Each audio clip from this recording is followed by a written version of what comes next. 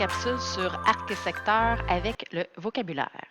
Donc, nous avons déjà vu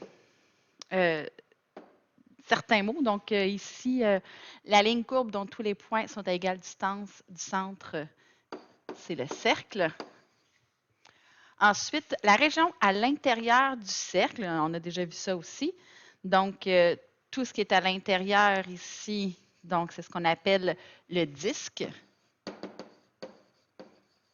Ensuite, une partie du cercle. Donc, on a vu que le cercle, c'est toute la ligne courbe, mais juste une partie du cercle, donc on l'a ici enfoncé, ça s'appelle un arc.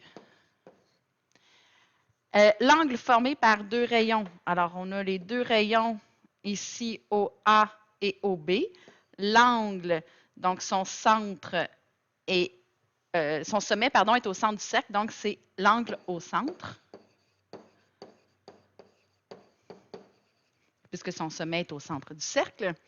Ensuite, la partie du disque comprise entre deux rayons, donc une section du disque, mais entre les deux rayons et l'arc, justement. Donc, ici, l'espèce de pointe de tarte ou pointe de pizza, c'est un secteur.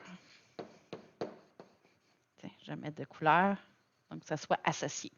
Donc, on parle justement des arcs et des secteurs. Donc, ce sont des parties de cercle et parties de disque. Donc, quand on dit arc, c'est une ligne courbe, une partie du cercle, alors que quand on parle du secteur, c'est comme une pointe du cercle, donc une partie du disque, pardon. Pour résoudre un problème d'arc et ou de secteur, il suffit de placer les informations dans un tableau avec aux endroits appropriés et de placer des données implicites, c'est-à-dire des données qui ne sont pas inscrites dans le problème, mais qu'on connaît. Donc, ils sont déjà dans le tableau. On vous a dit donc l'angle au centre d'un cercle au complet, c'est toujours 360 degrés. Et le cercle au complet, c'est 100% du cercle. C'est ce qu'on vous a donné comme information qu'on a déjà mis dans le tableau, ici. Deux rangées, donc la première rangée, c'est arc ou secteur, parce que c'est comme une partie soit du cercle ou du disque. Et en bas, c'est le tout, donc l'entier, le 100%, le 360 degrés. Donc, c'est le cercle si on parle de ligne courbe et de disque si on parle d'air. Donc, nos 4 colonnes, donc c'est l'angle au centre, la longueur de la courbe, l'air ou le pourcentage. Et il faut être capable d'associer les informations aux bonnes places dans le tableau. Donc, s'il s'agit d'une partie, donc du cercle ou du disque, ou le disque et le cercle au complet. Donc, longueur de courbe, ce sont des lignes. Alors, le tout, ça correspond à la circonférence du cercle. C'est la ligne courbe au complet, c'est pi ou 2 piastres selon ce que vous avez vu comme formule. Et l'aire du disque, ça va dans la colonne R et du tout. Donc ici, on a R et on a tout. C'est l'aire du disque, donc c'est pi r carré, c'est nos formules qui sont là. Donc, vous comprenez que le secteur va aller ici et l'arc, donc dans la longueur de courbe. Et selon ce qu'on vous demande, l'arc ou secteur, ici, on a un angle, l'angle au centre soit de l'arc ou du secteur. Puis le pourcentage, si on vous parle de pourcentage. Attention, dans un problème d'arc et secteur, le rayon et le diamètre ne peuvent pas se calculer directement dans le tableau. Jamais, jamais, jamais, je vais mettre la valeur du rayon directement dans le tableau. Et si, au contraire, on vous demande de trouver le rayon ou le diamètre, ça ne peut pas être directement dans le tableau comme information. Vous avez à passer par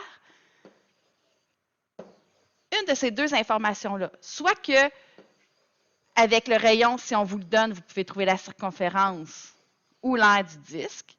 Et si c'est qu'on vous demande de trouver le rayon ou le diamètre, vous allez devoir trouver soit la circonférence, soit l'aire du disque et faire des mesures manquantes pour trouver ce qu'on vous demande. Mais ce qui est important à comprendre dans le attention qui est ici, c'est que le rayon ou le diamètre ne s'écrit jamais directement dans le tableau et on ne peut pas le trouver directement dedans. Il faut passer par une des deux places entourées. Allons voir ça avec l'exemple 1. Exemple 1. Trouve l'angle au centre qui intercepte un arc de 12 cm si le rayon de ce cercle est de 14 cm.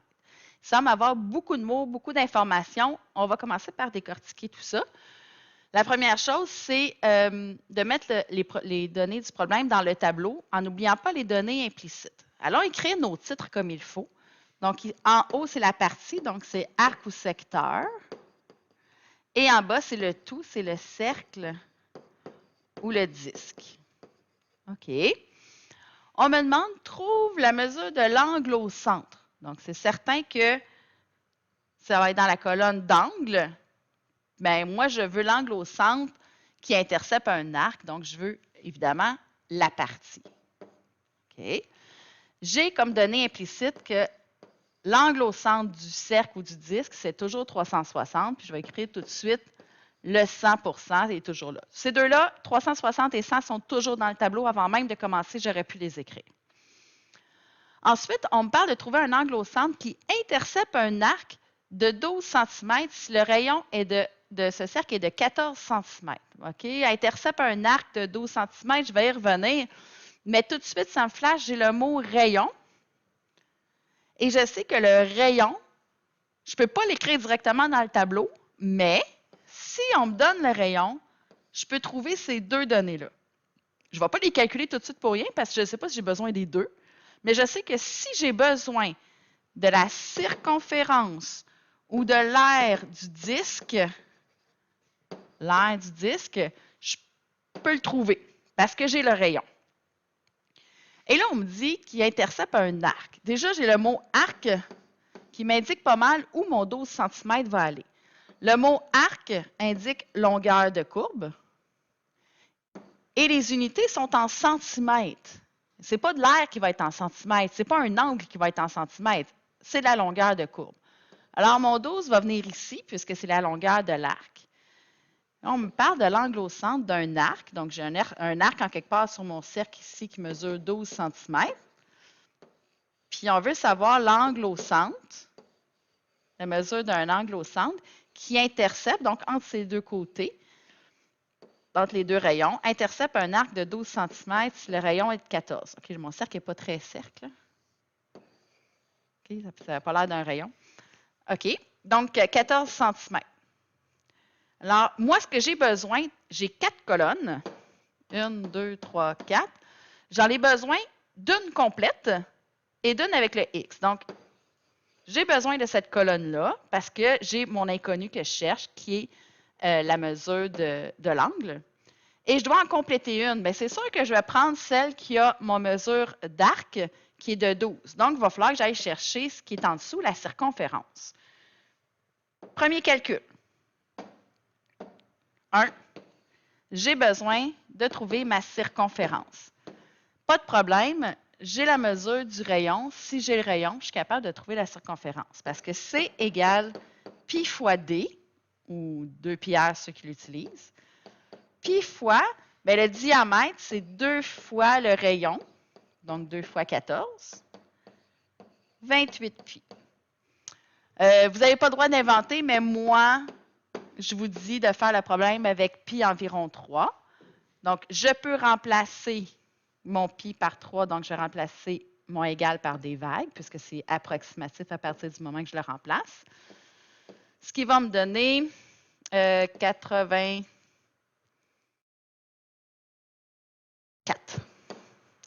Donc, la circonférence est d'environ 84 cm. Et là, je peux venir mettre l'information dans mon tableau ici. 84.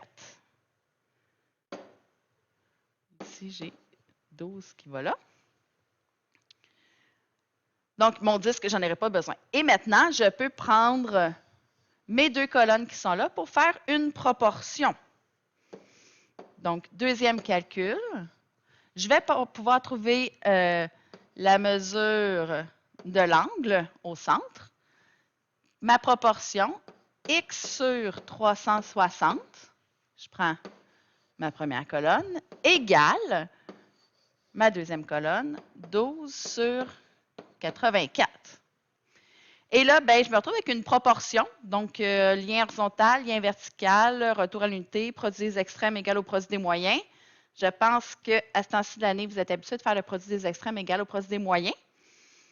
Alors, je me trouve avec 84 fois x égale à 360 fois 12.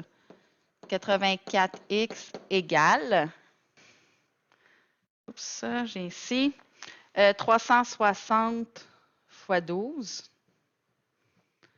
4320. 4320. Je veux juste 84, donc je vais éliminer, je veux juste x, pardon, il faut que j'élimine fois 84, je divise par 84 de chaque côté. Ça s'annule. À gauche, il reste x et je prends 4320 divisé par 84.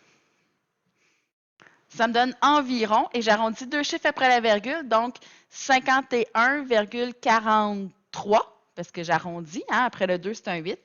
Donc, comme j'arrondis,